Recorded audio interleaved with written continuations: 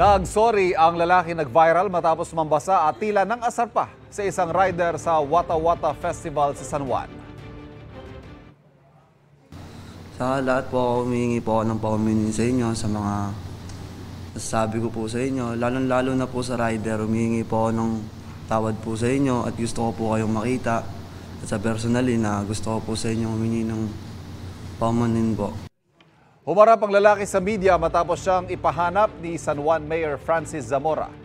Marami raw natanggap na death threat ng lalaki at kanyang pamilya. Nanawagan ng lalaki na itigil na ang mga fake online order ng iba't ibang item na ipinadadala sa kanyang address. Ayon sa ilang nakausap ng GMA Integrated News, nasa 200 rider na ang naperwisyo sa mga fake order.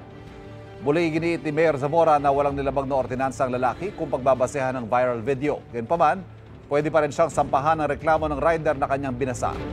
Nanawagan si Zamora sa iba pang naperwisyo sa basaan na pumunta sa San Juan City Hall para magsampa ng reklamo. Aamyandahan na ng San Juan LGU ang ordinansa kaugnay sa Wata Wata Festival. Una nilang sinabi na magtatalaga na sila ng basaan zones.